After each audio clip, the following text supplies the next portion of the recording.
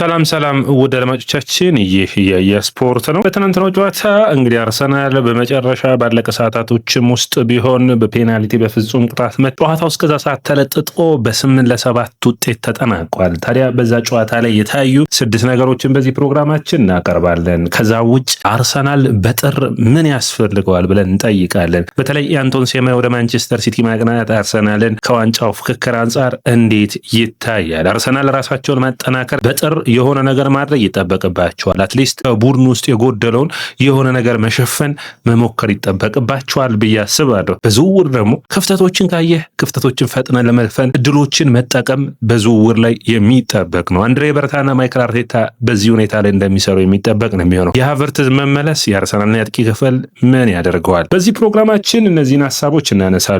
ወደ አድማጮቻችን ይህ የስፖርት ነው። የስፖርትን ላይክ፣ ሼር፣ ኮሜንት፣ ሰብስክራይብ ማድረጋችሁን አትርሱ። እንግዲህ ጨዋታውን በአጠቃላይ በምናይበት ጊዜ ወደ አድማጮቻችን 69% አርሰናል ጨዋታውን ተቆጣጥሮታል። 2.73 ኤክስጂ ፈጥሯል። 0.91 ነው። በተቃራኒው ደግሞ ፓላሶች መፍጠር ይቻሉ 25 ሹቶችን አርሰናል አድርጓል። አንድ ሹት ነው ደግሞ አርሰናል ላይ ተደረገው። 7 ኦን ታርጌት ነው። አንድ ደግሞ እንግዲህ አርሰናል ኦን ታርጌት ተሞክሮበታል። አሁን እዚህ ጋር ላነሳው የምፈልገው ሀሳብ ደድማቻችን በቅርቡ ማለት ነው ከ2 ሳምንታት በፊት ክሪስታል ፓላስ በሴልኸርስት ፓርክ ማንቸስተር ሲቲን ገጥሞ ነበር። በዛ ጨዋታ ላይ እንግዲህ መነሳት የሚጠበቅበት ክሪስታል ፓላስ 2.75 ኤክስጂ ነበር የፈጠሩት። ማንቸስተር ሲቲ ደግሞ ኦልሞስት ወደ 1 የሚሆን ነበር ኤክስጂ የፈጠሩት። የሁለቱን ኤክስጂ በምታዩበት ጊዜ ማንቸስተር ሲቲ ግን በዛ ጨዋታ ላይ 3-0 አሸንፎ ወጥቷል። ይህ ማለት ነው የማንቸስተር ሲቲ አጥቂዎች የተሻሉ ናቸው ከአርሰናል አንጻር ማለት ነው። አርሰናል ተከላካዮች ደግሞ ከማንቸስተር ሲቲ ተከላካዮች አንጻር የተሻሉ ናቸው። ነገር ግን ቡድን በውጤት እና ውጤቱን ደግሞ በማስፋት የሚመረኮዝ ነው። አርሰናል በመጀመሪያው አጋማሽ በጣም አስገራሚ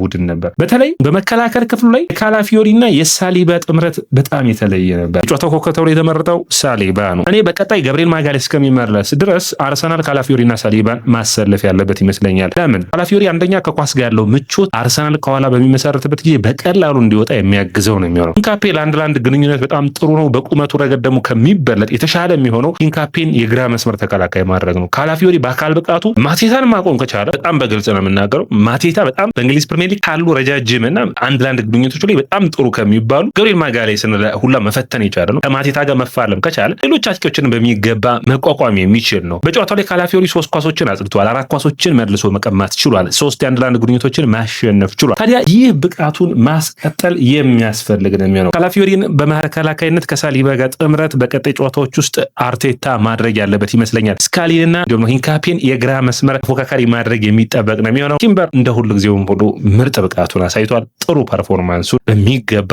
ማሳየት ችሏል። ሁለተኛው ነጥብ የሚሆነው እዚህ ጋር ማይክል አርቴታን መወቀስ የሚጠበቅበት ይመስለኛል። ስለ ክርስቲያን ኖርጋርድ ስናወራ ክርስቲያን ኖርጋርድ በጨዋታው ላይ 3 ኳሶችን አጽድቷል። 1 የጭንቅላት ኳስ አውጥቷል። 1 ኳስ ኢንተርሴፕት አድርጓል። 8 ኳስ መልሶ መቀማት ችሏል። በአማካኝ ክፍሉ ረገዱ ዳድማቻችን አርሰናል ከሞሪኖ ጋር ኖርጋርድን አሰልፎ አርሰናል ከባለፈው ሳምንት ከኤቨርተኑ ጨዋታ 8 ተጫዋቾችን ቀይሮ ገብቷል። የማጥቃቱ ጥራት ያላቸው ተጫዋቾች ናቸው፣ መቀየር የሚችሉበትም ድረስ ነውና 5ቱ ተጫዋቾች ግን ከማጥቃት ውጭ ያሉት ማለት ነው። በጣም የሚገርም ነው። አርሰናል በዚህን ያክል ኖርጋርድ ጥሩ ኳሊቲ ካለው ማይክል አርቴታ የጨዋታዎችን 20 እና 30 ደቂቃዎችን ለምን ከዲክላን ራይስ ወይም ደግሞ ከዙቢሜንዲ ላይ በጉልበቱ እያነሰ ያለው በጨዋታዎች መደራረብ እየተቸገረ ያለው ራይስም ዙቢሜንዲን ለምን በኖርጋርድ በጨዋታዎች ላይ ማሳረፍ አልፈለገም? ይህ ትልቅ ጥያቄ ሆኖ መነሳት የሚጠበቅበት ይመስለኛል። እነዚህ ረፍቶች ዲክላን ራይስን ዙቢሜንዲን በውድድር ዓመቱ ላይ ጥሩ እንዲሆኑ የሚያደርግ ነው። ክርስቲያን ኖርጋርድ በጣም ጥሩ ፐርፎርማንስ፣ ጥሩ ብቃት፣ ቀለል ያለ ቡድን አይደለም። የእንግሊዝ ፕሪሚየር ሊግ ቡድን ነው። ለዛ ነው እስከ 8ና 7ኛው ፍጹም ቅጣት ምት መምታት የሄዱበት። የክሪስታል ፓላስና የአርሰናል ጥንካሬ ነው የሁለቱም ስብስቦች። አርሰናል በሁለተኛው ቡድኑ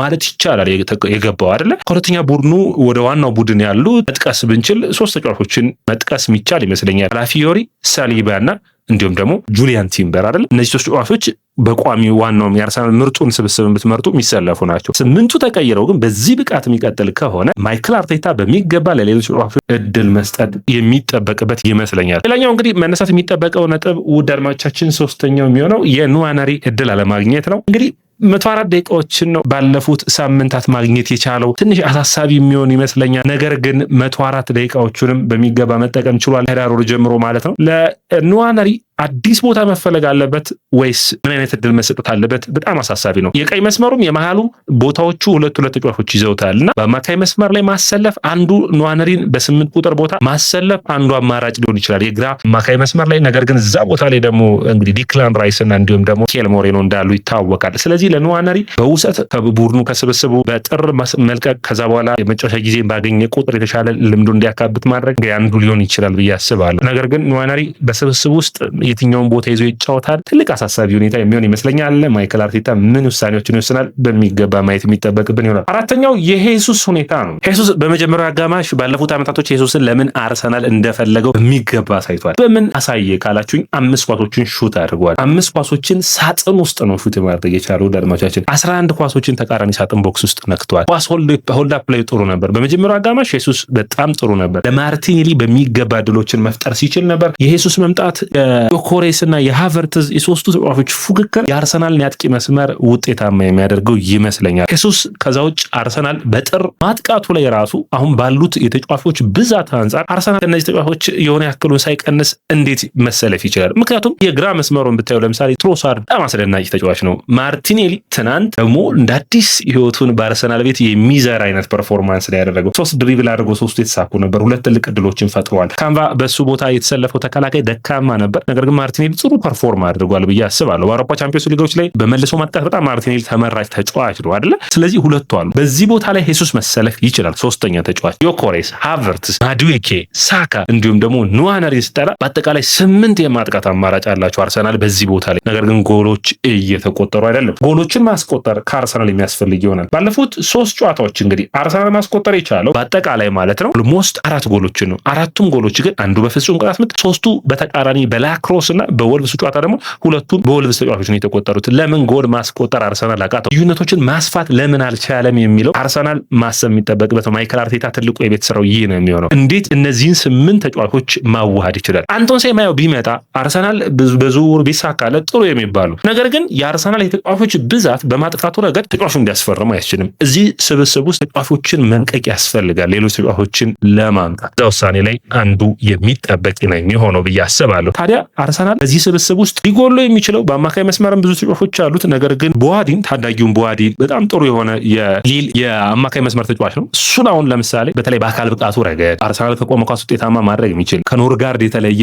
ብቃት ያለው ጨዋታዎችን ቴምፖ መቆጣጠር ብቻ ሳይሆን የተሻለ ለጨዋታው ወይም ለፍጥነት ብቻ ሳይሆን በአካል ብቃቱ ረገድ የተሻለ ፐርፎርም የሚያደርግ ተጫዋች ነውና እንደዚህ አይነት ታዳጊዎችን የሚያገኝ ከሆነ ማስፈረም የተሻለ ነው የሚሆነው። አሁን በማጥቃቱ ረገድ ታዳጊዎች ከተገኙ ማስፈረም አርሰናል የሚችል ይመስለኛል። ያ ማለት ተቀያሪ ቤንች ላይ ቢቀመጥ ቅር የማይለው አይነት ተጫዋች መሆን ይጠበቅበታል። በፔናልቲ ጨዋታው መጠናቀቅ አልነበረበትም። ጨዋታውን በሰፊ ልዩነት ማሸነፍ ግድ ይላቸው ነበር። የፈጠሩት ኤክስጂ እኮ ማመላከቻ ነው። 2.373 ኤክስጂ ፈጥረህ የተሻለ ጎሎችን ማስቆጠር አለመቻል እንግዲህ በጨዋታዎች ላይ ዋጋ የሚያስከፍል ይሆናል። ነገር ግን ይሄኛው አርሰናል የማይክል አርቴታው በምንም አይነት ሁኔታ ማሸነፍ ይችላል። ፍጹም ቅጣት ምቶችን ማሸነፍ መቻሉ በእኔ እይታ ጥሩ እድል ነው። ምክንያቱም በአውሮፓ ቻምፒዮንስ ሊግ ላይ ፍጹም ቅጣት ምት መምጣቱ የሚቀር አይመስለኝም። ይህ ስብስብ በሚገባ ተዘጋጅቷል። 8 ጎሎችን ከ8ቱም በሚገባ ማስቆጠር መቻላቸው ያለ ዋና ፍጹም ቅጣት ምት መቻቸው ቪክቶር ዮኬሬስ አንድ ውጤታማ የሚያደርገው እንደ ስብስብ ያ ነው ብዬ አስባለሁ። ታዲያ አርሰናል እንግዲህ በጥሩ የዝውውር መስኮት እድሎች ካሉ ጥሩ ተጫዋቾች ካሉ ማስፈረም ይቻላል። አዳዲስ ታለንትድ የምትሏቸው አይነት ተጫዋቾች አርሰናል ላይ ይጎላሉ። እነዚህ አይነት በተለይ ደግሞ የግራው መስመር ላይ የሚገኝ ከሆነ በቀኝ እግር የሚጫወት ተጫዋቾች ካሉ የግራ መስመር በአጠቃላይ የግራ እግር ተጫዋቾች ብዙ ስለሆኑ ማክስ ዳውንማን የተጎዳውን ተጫዋች ጀምሮ ማለት እዛ ላይ የሆነ ነገር ማድረግ ከማይክል አርቴታ የሚጠበቅ ይሆናል። በአጠቃላይ እንግዲህ እንደ ቡድን ጥሩ ፐርፎርማንስ ነው። ከፊት ብራይተን፣ አስቶን ቪላ፣ በርንማውዝ፣ ሊቨርፑል፣ ብሬንፎርድ፣ ማንቸስተር ዩናይትድ እያለ ቸልሲ እያለ የሚቀጥል ነው የሚሆነው። ተጠባቂ ሳምንታት ከፊቱ ያሉ ቀጣይ 7 ጨዋታዎች በ21 ቀናት ልዩነት ነው አርሰናል የሚያደርገው። እነዛን ጨዋታዎች ውጤታማ መሆን የሚችል ከሆነ በተለይ ጥር ወርን የሚያልፍ ከሆነ የካቲትና ሚያዝያ የካቲት መጋቢት በተለይ ጥሩ ወቅት ነው ሊሆንለት ይችላል። ይህንን ስብስብ በሚገባ የሚጠቀምበት የተጎዱ ተከላካዮች የሚመለሱበት ወቅት ይሆናል። ወደ አድማቻችን ይህ ያያ ስፖርት ነው። ያያ ስፖርትን ላይክ፣ ሼር፣ ኮሜንት፣ ሰብስክራይብ ማድረጋችሁን አትርሱ።